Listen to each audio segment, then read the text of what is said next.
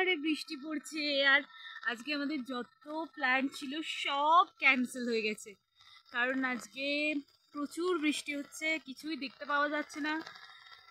So আমরা একটু হোমস্টের বাইরে রাস্তাতে একটু বেরিয়েছি আর ভীষণ সুন্দর একটা ভিউ দেখতে পাচ্ছ আমার পিছনে তোমরা, ভীষণ ইউনিক লাগছে।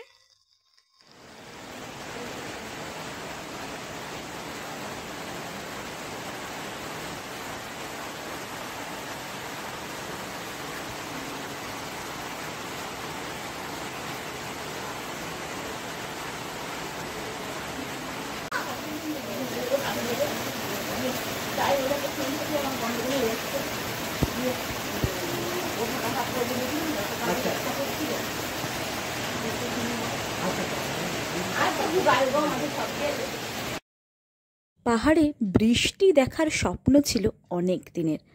হাতে আলুর পরোটা আর ডিম সিদ্ধ নিয়ে এই সুন্দর ওয়েদারটাকে ফিল করতে করতে আমরা হোমস্টে থেকে একটু উপর দিকে উঠে হেঁটেই উঠেছি যথেয় একটা মন্দির আর বাংলো দেখতে চলে গেলাম।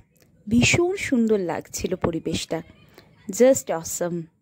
কোন কোঠির উদ্দেশ্যে যাচ্ছি, ভীষণ সুন্দর একটা পাহাড়ি রাস্তা, ভীষণ সুন্দর ভিউ, বৃষ্টিটা একটু থেমেছে সেই জন্য।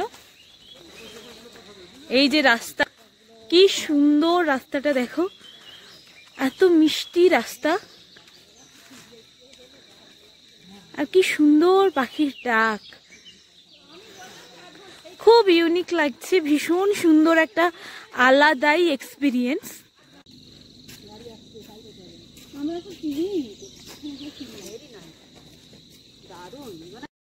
উপরের দিকে যত উঠছি আর ভিউটা কিন্তু দারুণ আসছে, এত সুন্দর মেঘে ঢাকা পাহাড়ি পরিবেশ দেখতে অসাম লাগে। কি সুন্দর ভিউটা দেখতে পাচ্ছ, কি সুন্দর লাগছে, ভীষণ সুন্দর একটা ভিউ।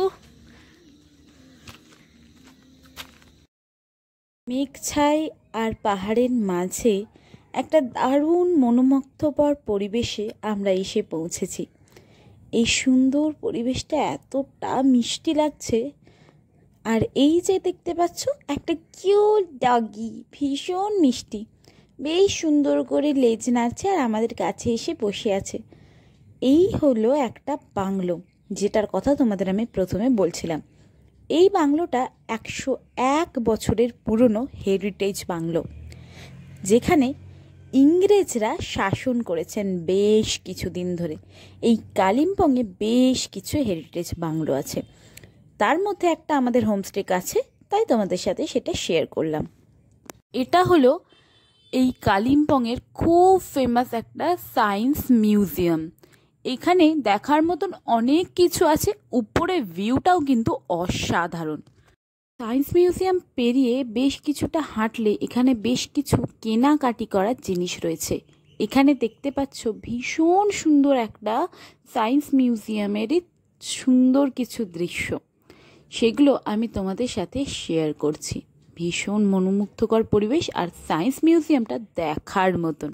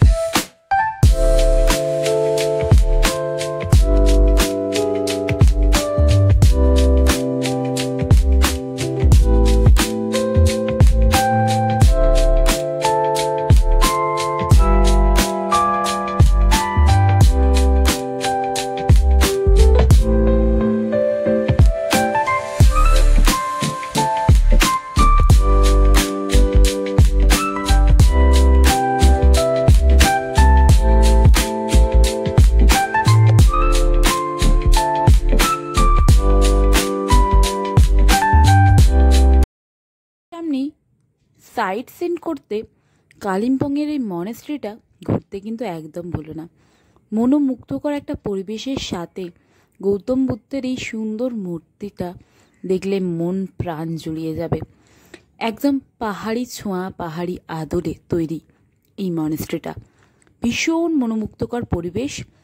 সামনে পাহাড়, সুন্দর একটা মেঘ ভেসে বেড়াচ্ছে, ভীষণ মন মাতিয়ে রাখার মতন একটা পাহাড়ি ওয়েদার, যেটা তোমাদের মনকে একদম নরম করে দেবে। এর কিছুক্ষণ পরেই আমরা চলে গেলাম আর একটা সাইট সিনে। এটা কোথায় বলো তো? এটা হলো কালিম্পংয়ের দ্য ফেমাস বজরংবলী মন্দির। এই মন্দিরটা ভীষণ সুন্দর, আর একটু উপরে তোমরা যদি ট্রেক করতে পারো তাহলেই অবশ্যই উঠো, নইলে আমি সাজেস্ট করব না। ট্রেক করে উপর দিকে উঠে বজরংবলীর একটা দারুণ মূর্তি আছে। এই সেই ট্রেকিংয়ের পথটা খুবই ভয়ঙ্কর, ওঠার ক্ষমতা না থাকলে উঠো না। তবে উপরে উঠে বেশ সুন্দর ভিউ দেখা যায়, আর তার সাথে সুন্দর বজরংবলীর একটা মূর্তি, যেটা খুব মনোমুগ্ধকর। ভগবানের দৃশ্য দেখা একটা ভাগ্যের ব্যাপার। এখানে দেখতে পাচ্ছ পরিবেশটা কতটা সুন্দর, আর মেঘ ভেসে বেড়াচ্ছে।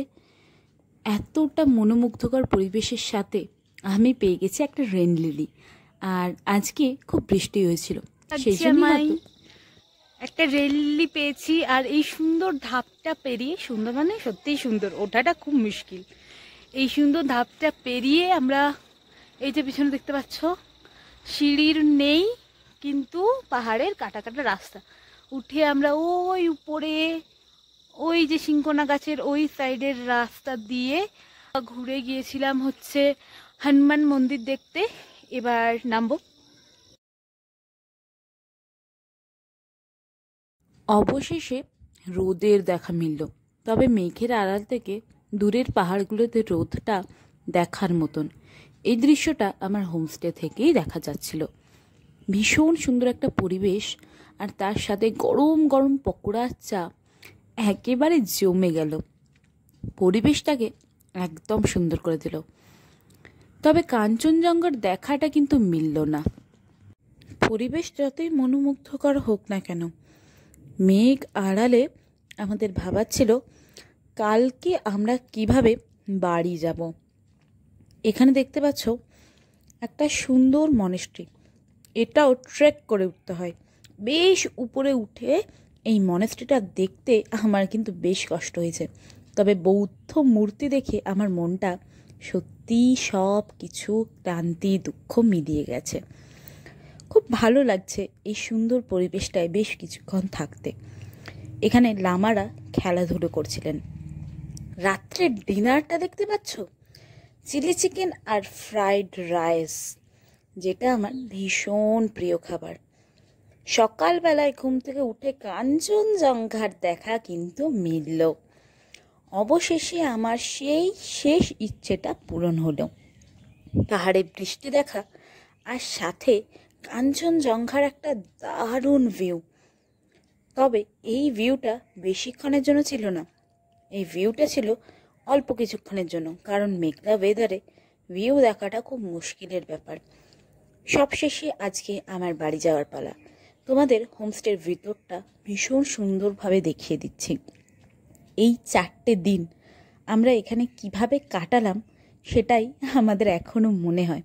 খুব ভালো ছিলাম ওখানে। পাহাড় মানেই আনন্দ, পাহাড় মানেই ফুর্তি আর মনোমুগ্ধকর পরিবেশ। কালিম্পংয়ের দিনগুলো আমি কখনোই ভুলতে পারবো না। এখানে দেখতে পাচ্ছ আমাদের ওয়াশরুমটা ভীষণই সুন্দর, বেশ বড় আছে, আমার খুব কমফোর্টেবল লেগেছে।